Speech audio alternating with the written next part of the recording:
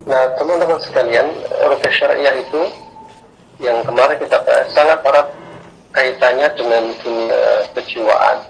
Meskipun ruqyah syariah itu adalah pengobatan yang bekerja untuk dua dimensi sekaligus. Bagaimana penjelasan Ibnu Qayyim al-Jauzi ketika beliau menjelaskan tentang fadilah surah Fatihah, ketika beliau menafsirkan hadis Said Al-Khudri ketika beliau meruqyah pimpinan suku dengan membaca Al-Fatihah. Kata Ibnu Qayyim al-Jauzi, Al-Fatihah itu obat untuk penyakit rohani dan penyakit zahir. Berarti dengan mengacu pada pendapat dari Ibnu Qayyim al-Jauzi, artinya berarti Al-Fatihah itu atau Al-Quran itu bisa mengobati fisik dan batin. Namun dalam prakteknya memang sangat erat kaitannya dengan masalah batin, masalah psikis seseorang. Oleh karena itu, kita perlu mempelajari sedikit apa yang terkait dengan masalah batin itu agar proses ruqyah syariah itu berjalan dengan maksimal. Entah kita sebagai pasien, entah kita sebagai korban. Apa perlunya? Sekali lagi, apa perlunya kita mengkaji hal itu? Karena ini poin pentingnya. Karena apa yang terjadi dalam dunia terapi ruqyah nanti itu akan sangat terkait dengan persepsi, cara berpikir, sangat terkait dengan cara kita bersikap atau cara kita menyikapi sebuah informasi. Itu semua sangat terkait. Mengapa? Karena sekali lagi tema yang disebutkan oleh Ibnu Qayyim al-Jauzi tentang Al-Fatihah tadi itu kaitannya dengan batin dan fisik sekaligus. Nah, itulah yang membuat problem kemudian dalam di tengah perjalanan. Kalau dalam dunia terapi zahir, kita bisa berpegang pada kaidah-kaidah yang sudah ada. Di situ tidak melibatkan emosi kita, tidak melibatkan pikiran kita, sebenarnya kita tinggal terima saja, dipekam, disontek, atau dikasih obat. Ya, fisik ini bekerja sebagaimana sunatullahnya. Nah, yang menjadi repot adalah yang terkait dengan kejiwaan. Karena pikiran kita, batin kita itu merespon dengan caranya sendiri. Bagaimana fisik kita ini bekerja dan merespon sesuatu yang masuk ke dalam dirinya. Tubuh kita ini bekerja merespon sesuai dengan sunatullahnya. Misalnya kalau dikasih vitamin C, maka tubuh kita akan merespon demikian. Ketika dikasih dibius misalkan, maka tubuh kita akan merespon demikian dan seterusnya. Jadi fisik kita akan merespon dengan cara itu, sebagaimana sunatullahnya. Demikian juga ternyata yang kaitannya dengan rohani atau kejiwaan kita, atau nafsiyah kalau istilah kemarin ya. Maka kejiwaan kita pun juga akan merespon dengan caranya sendiri. Jadi misalnya ketika kita mendengar, melihat berita, kemudian kita meyakini peristiwa, maka jiwa kita merespon dengan caranya sendiri. Ketika kita konflik dengan orang, lalu tiba-tiba kita sedih, maka otomatis jiwa kita pun akan merasakan sedihan itu kayak apa. Lalu mata kita menangis, lalu badan kita menjadi demam, dan seterusnya. Ketika kita mendapatkan informasi yang tidak mengenakan, maka respon jiwa kita menjadi benci, menjadi marah misalnya. Itu adalah kondisi yang secara alami terjadi pada kejiwaan kita. Sebagaimana fisik pun, dia akan merespon sesuatu dengan caranya sendiri. Ketika masuk makanan yang beracun atau makanan yang kotor misalnya, maka respon tubuh mungkin akan demam, mungkin akan diare, dan seterusnya. Jadi fisik ini akan bekerja sebagaimana seharusnya. Nah, jiwa kita juga demikian. Ketika dia menerima informasi, ketika dia mendapatkan terapi yang sifatnya rohani, maka dia akan merespon sebagaimana tabiat yang ada dalam jiwa itu. Itulah pentingnya, akhirnya kita perlu mendudukkan hal ini agar nanti cara kita mempersepsikan penyakit non medis itu dengan cara yang baik. Nah, problemnya kemudian adalah karena ini wilayah gaib ya, dunia jin, dunia ain, sihir itu dunia yang gaib. Ini tidak mudah menafsirkannya. Bagaimana di dunia psikologi juga demikian. Butuh proses, butuh ketemu dengan para ahlinya, butuh penelitian untuk sampai pada sebuah kesimpulan. Yang kadang kesimpulan itu pun masih bisa kita anggap sebagai seperti asumsi interpretasi kita menyebutnya. Tetapi beda sekali dengan dunia zahir. Kalau dunia zahir itu ya responnya begitu, maka kesimpulannya begitu. Itu sudah sangat lazim dikenal dalam dunia medis. Karena memang secara dalam dunia medis lebih pasti bisa dilihat, bisa diverifikasi. Oleh karena itulah, karena dalam dunia ruqyah ini sifatnya demikian, maka perlu adanya yang namanya kaidah-kaidah. Nah, kaidah-kaidah itulah yang menjadi pegangan bagi pasien dan bagi ruqyah. Berhenti dan berpegang pada kaidah itulah kuncinya. Mengapa? Karena ini tabiat dari tabiat dari ilmu ruqyah syariah. Yang kedua, ini tabiat alami dari ilmu pengobatan. Tidak masuk akal dan tidak pas jika seseorang menterapi tanpa kaidah. Kaidah itu terkait dengan apa saja? Terkait dengan proses diagnosanya, termasuk pula cara mentakwilkannya. Saya ingin contohkan dulu salah satu kisah yang dikutip oleh Syekh Abdul Barak dalam buku beliau. Ini kisah Syekh bin Baz. Jadi Syekh bin Baz ketika beliau dalam sebuah majelisnya, ada seorang pasien, ada seorang perempuan yang dibawa ke majelis beliau dalam kondisi dia ini sakit. Kisah ini disampaikan oleh oleh saksi langsung yang bertemu dengan Syekh Abdul Barak. Jadi perempuan itu kemudian dibawa di hadapan Syekh bin Baz karena ketika reaksi, ketika kesurupan, si jin itu tidak mau keluar kecuali setelah bertemu dengan Syekh bin Baz, hanya minta dirugah dan hanya mau dirugyah oleh Syekh bin Baz. Akhirnya didatangkanlah perempuan ini bersama keluarganya di hadapan Syekh, lalu kemudian didakwai sebagai bacaan Al-Quran dan seterusnya. Kemudian mereda, kemudian perempuan ini dibawa oleh ajudannya Syekh bin Baz ke tepi, ke sudut ruangan. Nah, ketika berada di sudut ruangan itu, ajudannya ini sambil membacakan ayat Al-Quran dan Syekh melanjutkan kajian beliau. Belum selesai dibacakan ayat-ayat pendek oleh ajudannya Syekh ini, perempuan itu kemudian muntah, mengeluarkan rambut dan benda-benda tertentu dari mulut beliau. Kisah ini dijelaskan oleh saksi ini kepada Syekh Abdul Barak. Nah, setelah itu perempuan ini sembuh seperti sedia kala, seolah-olah tidak terjadi sesuatu sama sekali. Semua keluhan yang dia rasakan hilang dan alhamdulillah Allah sembuhkan. Nah, pernyataan yang menarik yang disampaikan oleh Syekh Abdul Barak setelah melihat peristiwa ini, dia menyampaikan, ini saya bacakan kalimat dia ya. Dari sini kita wajib tawakuf, mencukupkan diri pada permasalahan-permasalahan yang didapati tanpa bisa masukinya, sekedar untuk memberikan interpretasi berdasarkan nalar.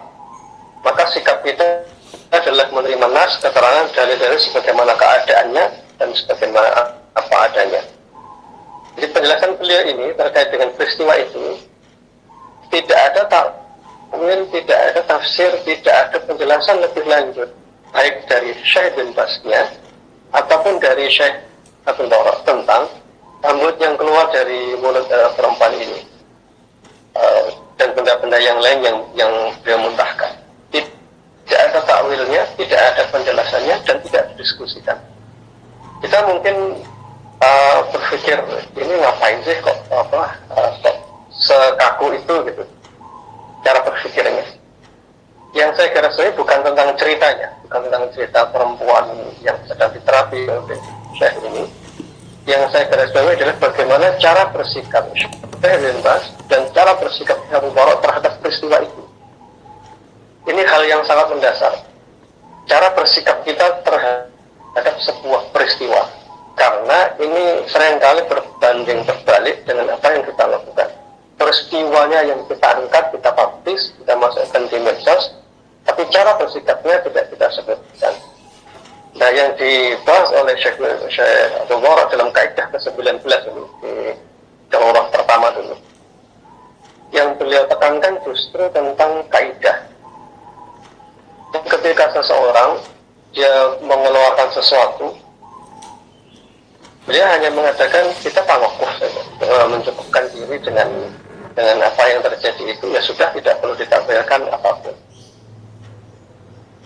Jadi ketika nanti misalnya kita menterapi pasien atau pasien sendiri, kita sebagai pasien ini melakukan terapi mandiri baca Al-Baqarah dan yang lainnya, lalu banyak tikus mati di rumah atau lantai meledak terangkat gitu, maka ini tidak perlu ditakwilkan apapun, karena semakin kita takwilkan, kita akan semakin terpenjara dalam tanda kutip, semakin terpenjara pikiran kita dengan sesuatu yang abstrak atau yang gaib.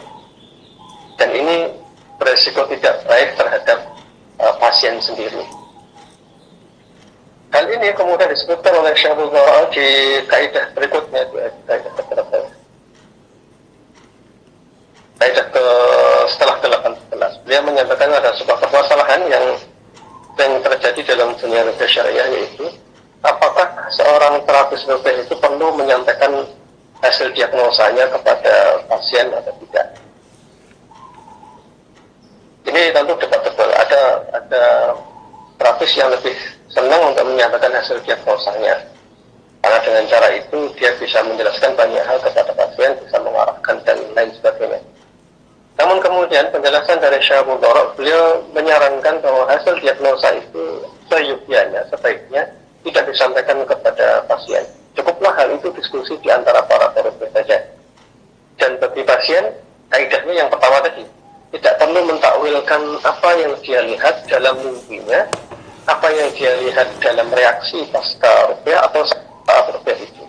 Ya cukup baca, ya sudah selesai, tanpa perlu kita memasuki wilayah lebih jauh, tanpa perlu kita mentakwilkannya. Yang kedua, bagi para terapisnya, pendekatan yang disampaikan oleh Syekh Abdul Dorok adalah tidak perlu disampaikan. Mengapa? Ada 3 pertimbangan yang beliau sampaikan. Kata beliau, menyimpulkan indikasi-indikasi atau gejala-gejala yang sifatnya gaib itu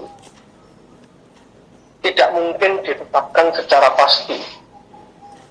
Jadi maksudnya begini, kalau misalnya ada orang mimpi melihat binatang buas, ini kalau misalnya ditakwilkan, maka kita akan bisa bilang ini mungkin kena jin nasab, jin keturunan. Yang kedua, bisa juga ini dari sihir, tidak bisa. Bisa juga ini faktor psikis, kejiwaan. Jadi mimpi itu, ini sekaligus menyambung pertanyaan yang kemarin ada di grup. Jadi mimpi itu terkadang bisa ditakwilkan persis seperti yang terjadi, tapi kadang juga tidak bisa. Kalaupun bisa ditakwilkan, misalnya ada 3 orang yang mentakwil, maka 3 orang itu juga akan punya takwil yang berbeda ketiganya. Dan yang paling pokok sebenarnya adalah karena ini sifatnya gaib, maka kemungkinan yang terjadi adalah takwil itu pasti gagal. Saya ulang ya, jadi karena hal ini sifatnya gaib, maka takwil itu pasti akan beragam, karena semua hal yang sifatnya gaib itu tidak bisa diverifikasi. Kalau bahasa saya kemarin di artikel framing itu 1-4, sesuatu yang gaib itu tidak bisa diverifikasi, kecuali ketika kita verifikasinya menggunakan nas atau pendekatan para ulama. Itu baru paling valid, karena ini tidak sama dengan apa yang terjadi dalam dunia medis. Kalau dalam dunia medis misalnya ada orang demam 3 hari, lalu panasnya turun, lalu naik lagi, lalu muncul bercak-bercak di kulitnya, maka dengan pasti kita bisa menyimpulkan bahwa ini demam berdarah. Karena bisa diverifikasi, bisa dicek di labnya, ada trombositnya dan yang lainnya, ada alat untuk mengukur atau memverifikasi sebuah kesimpulan. Nah, sedangkan pada dunia syariah atau dunia supranatural secara umum, verifikasi itu hampir mustahil dilakukan, karena memang tidak ada alat ukurnya. Jadi karena tidak ada alat ukurnya, maka semakin banyak orang mentakwilkan, semakin banyak orang membuat interpretasi, maka semakin banyak pula kemungkinan jenis interpretasinya. Dan ini akhirnya sangat personal akhirnya. Jadi kalau misalnya si fulan ini sangat ahli dan si B itu tidak terlalu ahli, maka kesimpulan itu menjadi sangat disandarkan pada mereka. Ya kebetulan kalau B itu betul, kalau salah maka kesimpulannya itu menjadi salah. Si A ini kebetulan dia ahli, bisa jadi kesimpulannya benar. Tapi poinnya adalah, jadi ketika hal ini sifatnya abstrak dalam semua dunia urusan-urusan supranatural itu, jika tidak bisa disandarkan pada nas, maka pasti otomatis akan disandarkan pada personnya, pada orang yang mentakwilkannya. Itulah masalah yang terjadi dalam dunia syariah. Itu sebabnya bagi terapis ketika kita ingin membuat takwil terhadap sesuatu, misalnya si fulan mengalami begini, lalu dia bilang, atau kita bilang, si fulan ini kena gangguan mahabbah misalnya. Kalimat semacam ini, maka kalimat itu otomatis akan disandarkan pada person, pada orangnya, pada personnya, pada orang yang mengucapkannya. Mengapa? Karena tidak ada alat untuk mengukurnya. Berbeda dengan dunia medis tadi, contoh demam berdarah. Kita melihat tubuh kita ada bercak-bercak, ada demam, ada keluar darah melalui hidung, lalu kita semua tanpa ada perbedaan bisa menyimpulkan orang ini terkena demam berdarah. Tanpa harus menisbatkan kepada dokternya. Cukup kita ke lab, kita lihat datanya, kita bisa tahu bahwa kita sedang mengalami demam berdarah. Tidak dinisbatkan kepada dokternya. Nah, dalam dunia ruqyah syariah, dalam dunia supranatural, hal itu sebaliknya. Karena sifatnya abstrak, sifatnya gaib, begitu kita menyimpulkan sebuah kalimat, kesimpulan, maka kalimat itu pasti akan disandarkan kepada orangnya. Jadi, jika kemudian ada yang bertanya, misalnya, kenapa kesimpulannya bisa begitu, kenapa kesimpulannya bisa begini, maka diskusinya pasti akan sangat panjang. Karena sangat terkait dengan persepsi yang ada dalam pikiran sang terapisnya. Itulah akhirnya, ujungnya akhirnya adalah para terapis yang satu dengan yang lain, terapis lebih satu dengan yang lain, itu bisa sering cekcok, bisa sering salah persepsi, adu argumentasi dan lainnya. Mengapa? Karena sejak awal tema yang didiskusikan itu adalah tema yang abstrak, yang mungkin setiap orang pasti akan berbeda dengan cara pandangnya sesuai dengan latar belakangnya. Jadi mendiskusikan tema ruqyah syariah atau tema supranatural itu pasti ujungnya adalah perbedaan. Karena sekali lagi kesimpulan itu disandarkan pada pribadi yang menyimpulkannya. Semoga paham yang saya maksudkan. Jadi kesimpulan itu disandarkan pada orang yang membuat kesimpulan. Misalnya tadi orang bermimpi melihat ular. Si fulan A menyimpulkan ini sihir. Si fulan B itu menyimpulkan jenazah misalnya. Maka ketika dua orang ini berdiskusi, masing-masing tetap berada dalam persepsinya seperti apa yang dia pahami. Tidak ada titik temu. Satu-satunya titik temu adalah kalau kita kembali kepada kaidah, kembali kepada ulama, atau kembali kepada prinsip-prinsip yang telah disepakati. Hanya itu cara yang paling aman untuk menetapkan kesimpulan dari kesimpulan tadi itu mana yang benar, mana yang salah. Inilah repotnya dalam dunia ruqyah syariah. Itulah akhirnya kenapa sekali lagi kita perlu berpegang kepada kaidah, kita perlu berpegang kepada nas, perlu kembali merujuk kepada pendapat para ulama. Jika tidak ada, maka kita cukup berhenti pada kesimpulan yang lebih sederhana. Mengapa? Karena kesimpulan yang kita buat itu akan mempengaruhi pikiran pasien. Saya kira yang pertama. Jadi indikasi baik itu kata Syekh Abdul Barak tidak bisa dipastikan secara final apapun kondisinya. Yang ada, ini saya tambahin dari pernyataan ini, yang ada adalah sebuah interpretasi atas peristiwa. Nah repotnya ya, kalau tadi yang saya sebutkan tadi terkait dengan terapis, repotnya adalah kalau kemudian para pasien pun menyimpulkan dengan pikirannya sendiri, membaca di internet, melihat di televisi, kemudian dia mendiagnosa dirinya sendiri, lalu menyimpulkan, meyakini bahwa itu adalah apa yang terjadi dalam dirinya. Ini menjadi masalah. Sampai akhirnya ada juga yang akhirnya memilih untuk berpisah dengan pasangan, menganggap bahwa pernikahannya tidak sah, merasa dirinya terkena sihir oleh pasangannya dan tidak mau kembali kepada masalah fikih yang telah disepakati oleh para ulama. Ini repotnya demikian. Nah, poin yang kedua, yang tadi yang pertama adalah indikasi gaib itu tidak bisa diputuskan secara final. Kalau yang kedua, kata beliau, diagnosa itu terkadang meninggalkan pengaruh yang negatif terhadap keadaan penyakitnya. Artinya justru diagnosa yang kita sampaikan kepada pasien itu akan memperparah pasien itu sendiri. Nah, ini renungan bagi kita semua para terapis dan mudah-mudahan bagi kita yang pasien di majelis ini juga berpikir yang sama. Jadi hati-hatilah. Sama seperti begini, teman-teman sekalian. Kalau misalnya kita ini sakit fisik ya, lalu kemudian salah minum herbal atau salah minum obat, pasti akan ada kontraindikasinya. Setelah itu badan kita menjadi tidak karu-karuan rasanya. Itu fisik. Nah, secara kejiwaan juga demikian, yang tadi saya sebutkan di awal, bahwa jiwa kita ini merespon dengan caranya sendiri, seperti fisik kita merespon dengan caranya sendiri ketika dia salah minum atau salah makan obat. Nah, demikianlah dengan orang-orang tertentu, ketika dia menerima informasi diagnosa, itu tidak semuanya bisa merespon dengan positif.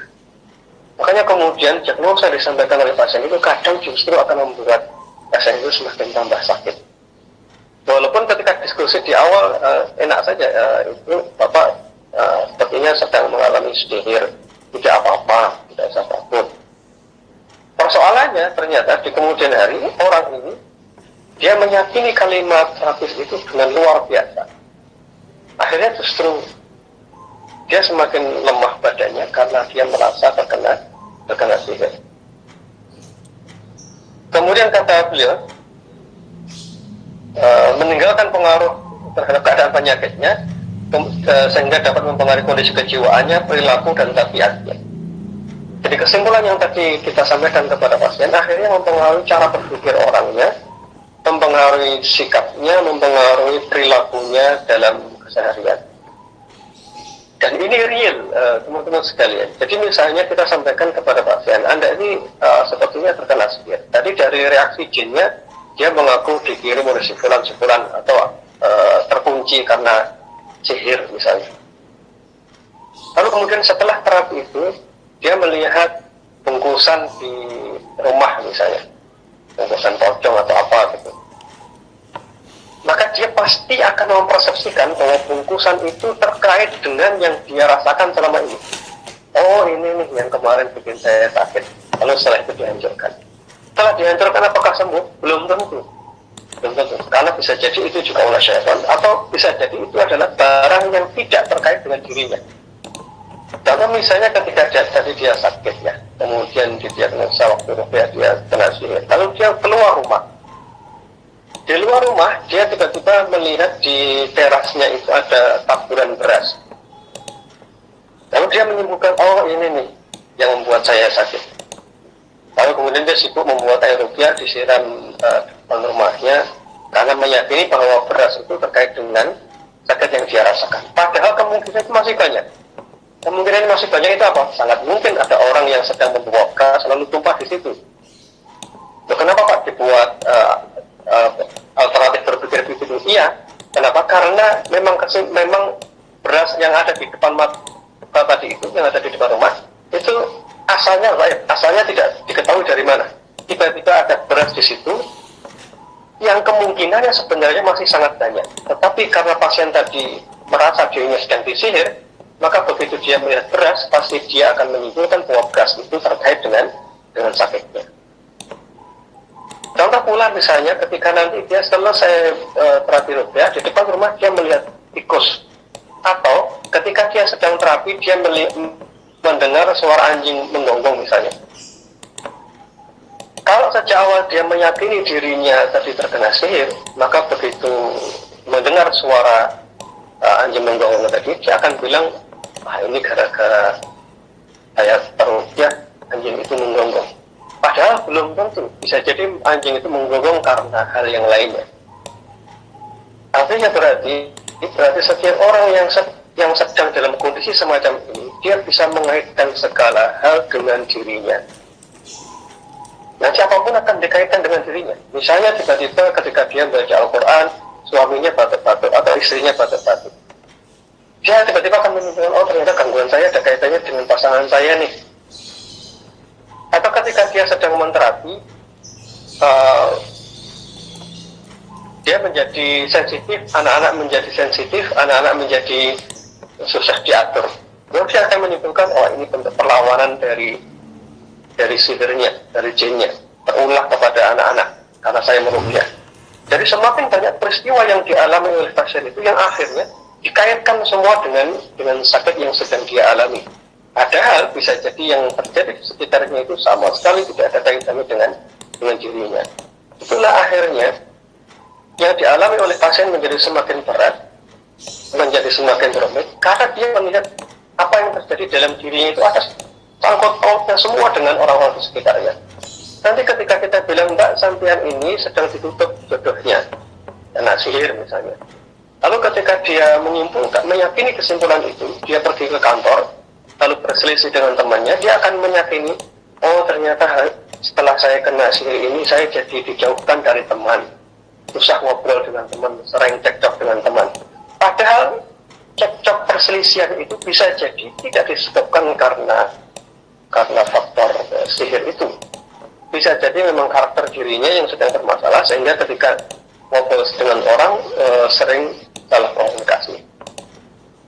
Atau misalnya ketika saya ini tak kena sihir ini, saya jadi susah ngobrol sama suami. Padahal sejak awal sebenarnya terjadi adalah dia punya sifat memang susah untuk diajak ngobrol. Jadi seringkali kita akhirnya mengkaitkan semua peristiwa itu dengan kesimpulan-kesimpulan yang kita terima. Itulah repotnya kita sebagai pasien kalau kita meyakini hal yang sifatnya abstrak itu secara berlebihan. Dan ini kadang dipengaruhi pula oleh cara komunikasi yang tidak tepat yang disampaikan oleh peruqyah. Oleh karena itu kesimpulannya seperti yang kemarin kita bahas di sesi sebelumnya, disederhanakan saja cara berpikirnya. Kalau ruqyah ya sudah ruqyah, tidak perlu ditafsirkan terlalu jauh. Menghentikan badan untuk tidak makan itu mudah, tetapi menghentikan pikiran untuk tidak mentakwilkan itu susah setengah mati. Berat sekali karena memang pekerjaan pikiran batin itu selalu mencari sesuatu yang memuaskan akal. Tapi dalam kaitan dengan masalah supranatural dan ruqyah ini, kita mau tidak mau harus berhenti pada batas-batas. Jadi itu yang kedua. Yang ketiga, kata beliau, sesungguhnya menyampaikan kesimpulan dari hasil diagnosa terbatas hanya kepada para peruqyah saja. Jadi dalam rangka untuk diagnosa, dalam rangka untuk mempertajam atau memperkuat diagnosa, apakah diagnosanya salah atau tidak. Ya, diskusi itu baik jika dilakukan di antara terapis ruqyah, bukan dilakukan dengan pasien. Karena kalau dilakukan dengan pasien, nanti pasien akan menyimpulkan apa yang terjadi pada dirinya ada kaitannya dengan diskusi itu. Sementara bagi para ruqyah, ketika mereka diskusi, ya nothing tulus gitu, dia tidak ada resiko apapun, dia ngobrol saja begini dan begitu, tapi dia tidak terkait dengan dirinya. Oleh karena itu akhirnya kesimpulan itu tidak mempengaruhi diri terapis. Nah itulah repotnya kalau kita berada dalam satu majelis grup di WA, lalu di situ ada diskusi yang intens antar peruqyah, dan di situ ada pasien. Secara kode etik sebenarnya tidak pas, tidak pas. Mestinya ya kayak dalam dunia kedokteran itu ada ID, ya di antara dokter itu yang berdiskusi dalam ilmunya. Pemisahan ini sekali lagi bukan tentang level, bukan tentang derajat, bukan tentang keutamaan, bukan membeda-bedakan antara pasien dan tidak dalam kondisi itu. Tapi ini mungkin tabiat ilmiah yang perlu dijaga. Nah, bagaimana kalau saya sekarang sudah terlanjur ini Pak ada di sebuah komunitas di grup yang di situ intens diskusi? Tidak ada masalah selama kita bisa menempatkan diri. Nah, tujuan kajian kita ini salah satunya adalah supaya kita bisa menempatkan diri. Diskusi itu ya cukuplah di diskusi, tidak perlu sampai masuk ke dalam pikiran kita terlalu jauh. Jadi ini tiga hal yang disampaikan oleh Syekh Al-Baras tentang bagaimana cara kita menyikapi sebuah kesimpulan diagnosa. Nah, teman-teman sekalian, ini poin pertama.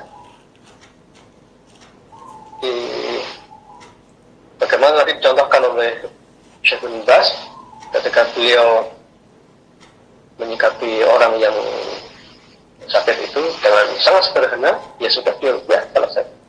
Tidak selesai, ya sudah dirupiah lagi. Itu bahasa sederhananya begitu. Jadi kalau misalnya sekarang ini kita yang sedang pasien, yang menjadi pasien, lalu ingin terapi, ya sudahlah terapi, bismillah. Takwilnya apa? Tidak perlu ditakwilkan terlalu jauh. Itu akhirnya bagi kita, bagi para terapis, mohon maaf sekali, jangan biasakan mengekspos secara berlebihan tentang proses dan diagnosa di medsos, di Facebook, dan lain sebagainya. Karena yang kita posting itu akan mempengaruhi cara berpikir pasien. Ini yang pertama. Yang kedua, salah satu kaidah penting dalam dunia ruqyah syariah itu adalah tidak setiap hal yang ada di urusan agama itu tidak semuanya bisa langsung serta-merta dibawa dan diadaptasi dalam proses terapi ruqyah syariah. Saya ulangi, tidak setiap hal yang ada bahasanya dalam agama ini secara serta-merta dibawa memasuki wilayah ruqyah syariah, karena keduanya ada di tempat yang berbeda. Saya ulangi, karena kedua tema itu ada di dua tempat yang berbeda. Maka jika kita ingin memasukkan tema, salah satu tema yang ada dalam agama, masuk ke dalam tema ruqyah syariah, maka harus ada penjelasan ulama di dalamnya. Kita sampaikan begini.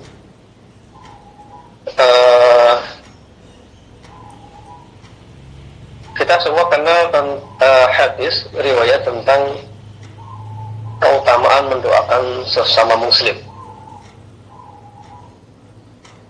Bahkan itu menjadi salah satu doa yang mustajab ketika kita mendoakan saudara kita sesama muslim tanpa diketahuinya dari tempat yang jauh.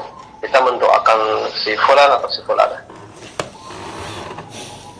Lalu kemudian dalam dunia ruqyah syariah itu kita menterapi pasien.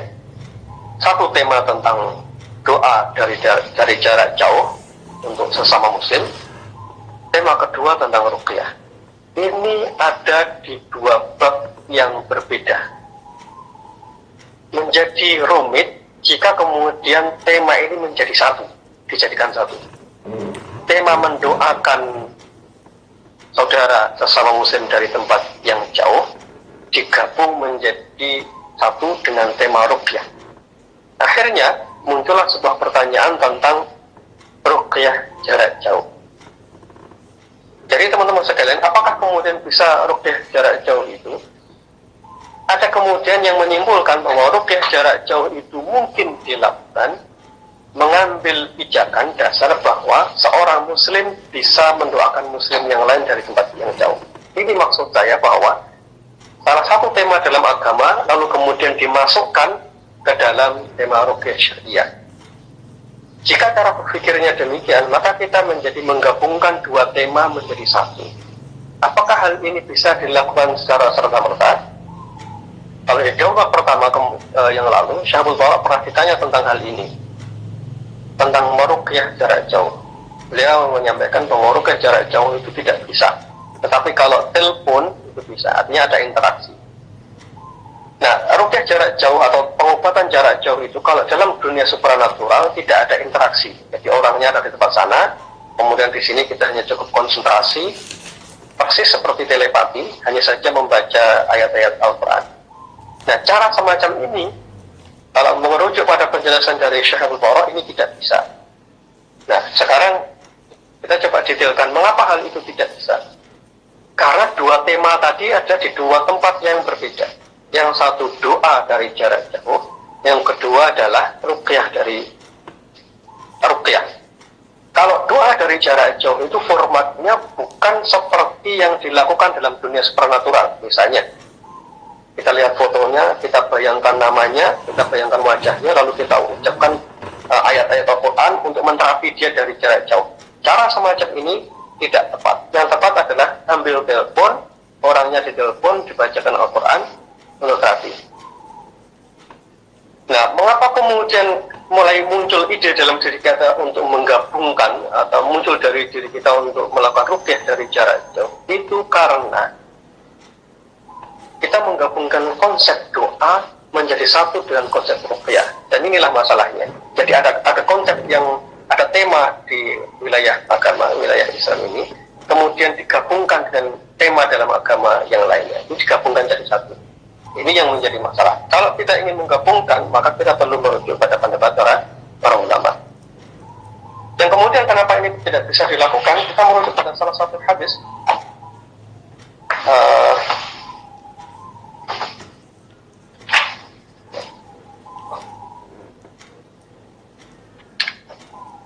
Tentang seseorang yang dia datang kepada Nabi SAW. Ini hadis ini ada di bukunya Syekh Wahid Abdul Salam tadi, ada juga di buku ini. Nanti silahkan cari ya. Ini bagus juga begitu aja. Ada seseorang yang dia bacakan ya. Rasulullah pernah didatangi orang-orang gila, kemudian beliau pukul, saya lewati. Diriwayatkan dari Abu Layla, dia berkata bahwa aku pernah duduk di hadapan Nabi SAW. Tiba-tiba datang seorang badui sembari berkata, saudara laki-lakiku sedang sakit. Kemudian Nabi bertanya, saudaramu sakit apa? Kata orang ini, dia sedang sakit gila. Maka kemudian Rasulullah berkata, pulanglah dan bawa saudaramu kemari. Apakah hadisnya sampai pada bahasan ini? Nanti setelah itu akan ada penjelasan teknisnya dari Rasulullah ketika beliau menterapi klien dalam tanda kutip klien ini. Jadi orang badui ini mengeluhkan tentang saudara yang sakit, lalu Nabi menyuruh saudaranya itu dibawa ke hadapan Nabi SAW. Nah, dalam praktek ruqyah itu, kalau temanya adalah tema ruqyah, maka terapis dan pasien itu perlu berhadapan, perlu ada interaksi. Pertanyaannya adalah, kenapa Nabi SAW tadi tidak membawa tema doa dari jarak jauh untuk saudaranya sesama muslim? Karena babnya, karena teknis yang sedang terjadi itu adalah bab ruqyah, bab pengobatan. Karena ini bab ruqyah, bab pengobatan, maka secara teknisnya adalah pasien itu didatangkan di hadapan terapis. Lalu disitulah kemudian diterapi. Walaupun dalam agama ini, dalam Islam itu, ada tema tentang mendoakan sesama muslim dari tempat yang jauh. Nah, kalau gitu saya tidak boleh mendoakan. Kalau mendoakan boleh. Mendoakan misalnya, ya Allah sembuhkanlah saudara saya yang bernama Fulan, karuniakan dia kesembuhan yang sempurna, berikan dia jalan keluar ya Allah. Murni seperti doa. Berbeda dengan proses terapi ruqyah. Proses terapi ruqyah itu, pasien ada di depan kita, lalu kalau perlu disentuh, kalau perlu dipukul ya dipukul, atau kalau dibacakan, maka bacaannya adalah Bismillahirrahmanirrahim, kita bacakan di depannya. Itu maksudnya bahwa ada tema dalam Islam ini yang dia dibahas dalam bab tertentu yang tidak bisa serta-merta langsung dibawa kepada tema ruqyah syariah. Jika kita ingin membawanya, maka kita perlu merujuk kepada pendapat para ulama. Itulah akhirnya kemudian cara bersikap ini nanti kita akan menyikapinya dengan teliti. Makanya kalau kita nanti lihat dalam diskusi para ulama ini, kita akan temukan diskusi mereka di buku ini ya, tapi silakan dibuka lagi. Mereka ada yang bertanya, bagaimana kalau saya menggunakan garam? Bagaimana saya kalau menggunakan ini, menggunakan itu? Jadi adanya diskusi-diskusi itu karena adalah tidak setiap tema yang ada dalam satu bab itu bisa langsung masuk kepada bab ruqyah syariah. Itulah akhirnya nanti ada yang bertanya kepada Syekh Jibril ketika beliau ini ditanya tentang bagaimana hukumnya membacakan ayat Al-Quran untuk air, untuk zaitun, untuk madu, habatus sauda, serta makanan-makanan yang lainnya. Lalu kemudian beliau membolehkannya. Yang saya garis bawahi bukan beliau membolehkannya. Yang saya garis bawahi adalah ada sebuah diskusi, yaitu tema tentang habatus sauda, tema tentang zaitun, tema tentang air, lalu kemudian masuk ke wilayah ruqyah. Nah, begitu masuk ke wilayah ruqyah, ada proses filtering, ditanyakan kepada ulama. Jadi akhirnya kita memang tidak bisa dengan mudah untuk membawa tema-tema tertentu itu dengan kesimpulan yang sangat detail dalam tema rukyah sebelum kita mencari rujukannya. Jadi teman-teman sekalian, kalau misalnya nanti saya contohkan lagi tentang orang yang menjual air rukyah misalnya. Jadi rukyah kemudian ada tema tijarah, ada tema tentang dagang. Nah, air rukyah itu ada temanya, yang kedua ada tema dagang. Tema dagang ini akhirnya dimasukkan ke dalam tema rukyah. Bisakah ini? Nah, nanti akan ada penjelasannya dari para ulama tentang hal itu, bahwa memang boleh tapi dengan beberapa ketentuan.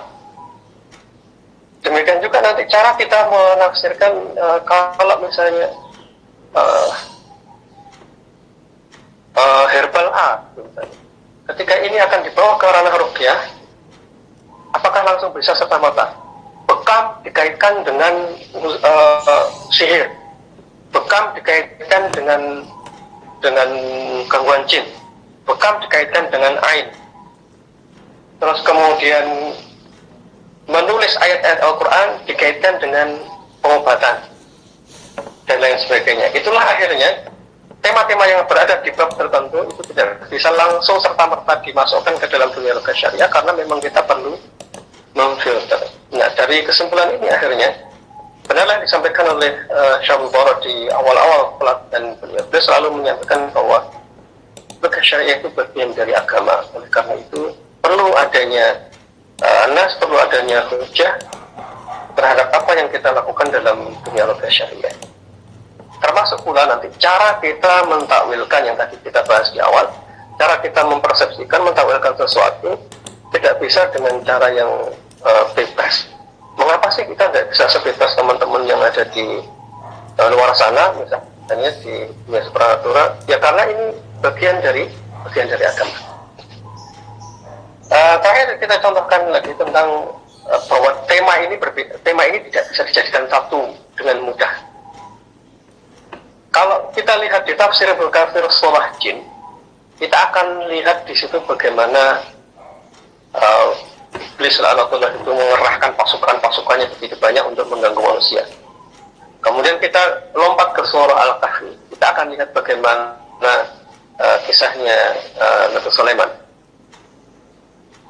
Kemudian di ayat yang lain kita juga melihat bagaimana dialog antara Nabi dengan Sulaiman dengan Ifrit dan bangsa jin yang tunduk kepada beliau. Tema tentang jin Ifrit, tema tentang jin ini, jin itu misalnya, itu disebutkan dengan banyak riwayat. Namun kemudian, apakah tema tentang jin Ifrit itu tiba-tiba bisa masuk kepada wilayah terapi? Coba kita renungkan saja. Apakah tema ini bisa masuk dalam dunia terapi? Kita lihat dulu bagaimana cara pandang Nabi SAW ketika dia menterapi seseorang yang bernama Utsman bin As. Ketika beliau menterapi Utsman bin As ini, beliau sahabat ini sedang mengeluhkan waswas dalam batinnya sehingga lupa jumlah rakaatnya. Lalu Rasulullah mengusap dada beliau, memukul dada beliau sambil mengucapkan "Ukhrij ya Allah", keluarlah kamu Allah. Dan setelah itu selesai. Berhenti pada titik itu dan tidak ada penjelasan jin ini jin apa, dari mana, dan jenis apa. Walaupun dalam tema yang lain, dalam tema jin itu, ada penjelasan tentang jenis-jenis jin. Ada jin ifrit dan yang lainnya. Apalagi yang kalau kita buka di bukunya Imam Suyuti, kita akan bisa lihat banyak sekali bagaimana peristiwa salafus saleh dahulu menjelaskan tentang tema jin. Tetapi begitu masuk bab ruqyah, tema yang begitu banyak tentang dimensi jin tadi itu tidak dijelaskan. Hanya duduk, dibaca Al-Quran, dipukul, disentuh, dan seterusnya, berhenti pada titik itu. Tetapi tentang jinnya kayak apa, jinnya siapa, asalnya dari mana, hal itu tidak didetailkan. Menjadi berbeda jika tema tentang rincian jin tadi itu kita bawa masuk kepada ruqyah. Jika kita bawa kepada masuk dalam dunia ruqyah, maka cara berpikir kita pasti akan begini akhirnya. Yang masuk ini jin dari mana? Dia jenisnya jenis singa, Kalau singa ini biasanya adalah dari Trah Pajajaran, dari nasab Prabu Siliwangi. Kemudian kalau ini kaitannya dengan kekayaan, kecantikan, ganggu urusan rumah tangga, kita akan bilang, oh ini kaitannya dengan Laut Selatan. Ini kaitannya dengan Nyi Roro Kidul dan lain sebagainya. Semoga bisa membedakan yang saya maksud ya. Yang saya maksud adalah, jadi kalau di awal tema tentang jin dan seluruh dimensinya tadi itu ada sebenarnya dalam agama kita ini, ada penjelasannya. Tapi tema itu begitu kita bawa kepada ranah syariah menjadi mempengaruhi cara berpikir kita. Pengaruhnya adalah ini yang mengikuti ini khotem dari leluhurnya jenisnya singa. Ini kayaknya jenis pusakanya demikian. Ini kalau di rumah punya pusaka bentuknya demikian, ini biasanya jenisnya adalah jin ini, jin ini, jin ini, dan jin ini. Jika cara berpikir kita semacam itu, maka secara tidak sadar kita telah menggunakan konsep cara berpikir dunia supranatural kita kebawa ke dalam ranah ruqyah syariah. Apakah tema-tema tentang jenis-jenis jin itu tidak ada? Ada penjelasan itu. Nanti kita bisa lihat hal itu banyak sekali dijelaskan. Misalnya riwayat tentang jin muslim yang berbaiat kepada Nabi SAW dari kalangan Nasibin. Ya, Nabi menyebutkan mereka, karakternya, mereka mukmin, mereka jumlahnya sekian orang, itu dijelaskan. Hanya saja ketika memasuki wilayah terapi, tema itu seolah-olah tidak didengar lagi. Ya cukup duduk dibacakan selesai. Sedangkan siapa yang ada di dalamnya tidak ada penjelasan. Cukuplah Nabi Musa SAW ketika beliau ditanya menjelaskan kepada Utsman ibn Asadi, dia hanya menyebutkan keluarlah kamu musuh Allah. Ya sudah, berarti dia adalah musuh Allah, dia adalah si syaitan. Atau ketika menjelaskan tentang istihadah, ketika ketika Ummul Mukminin datang kepada beliau menjelaskan pertanyaan tentang istihadah, Rasulullah hanya menyebutkan bahwa itu adalah sentuhan dari syaitan. Tapi tidak didetailkan bahwa ini siapa dan apa motifnya, dari mana dan lain sebagainya. Ini maksud saya yang tadi kita simpulkan. Ada tema tertentu dalam wilayah agama ini yang tidak bisa serta-merta kita masukkan ke dalam wilayah ruqyah syariah. Maka ini yang tema yang kemarin kita masukkan dalam judul salah satu tema di flyer tentang membersihkan ruqyah dari konsep supranatural. Itu maksud saya adalah ada begitu banyak cara berpikir yang tanpa kita sadari mempengaruhi diri kita, dan tampilannya akhirnya mempengaruhi cara diagnosa kita, mempengaruhi cara kita menyimpulkan, bahkan mempengaruhi cara kita dalam menterapi. Itu semua tanpa kita sadari buah dari latar belakang cara berpikir kita, dipengaruhi oleh pemahaman dunia supranatural. Yang kedua, dipengaruhi karena kita mencampur adukkan tema yang ada dalam Islam ini menjadi satu dalam bab ruqyah. Padahal kedua tema itu mestinya terpisah. Contoh lagi tentang tema dunia supranatural yang beberapa waktu lalu di-share di grup RLC tentang orang yang saya agak lupa persisnya. Ada beberapa, misalnya ketika orang melahirkan, mengandung, kemudian kandungannya hilang. Ini dari jinnya dimakan atau disembunyikan oleh jin dan lain sebagainya. Atau yang, mohon maaf, yang melakukan masturbasi misalnya, itu spermanya akan diambil oleh jin. Nah, tema pembahasan yang ini hanya pernah kita kenal, pernah kita dengar di dunia supranatural. Nah, apakah terkait dengan dunia ruqyah syariah? Nah, ketika mau memasukkan pemahaman ini ke dalam dunia ruqyah syariah, maka disitulah perlu filtering, perlu diskusi, perlu meletakkan semua dengan sudut pandang yang pas.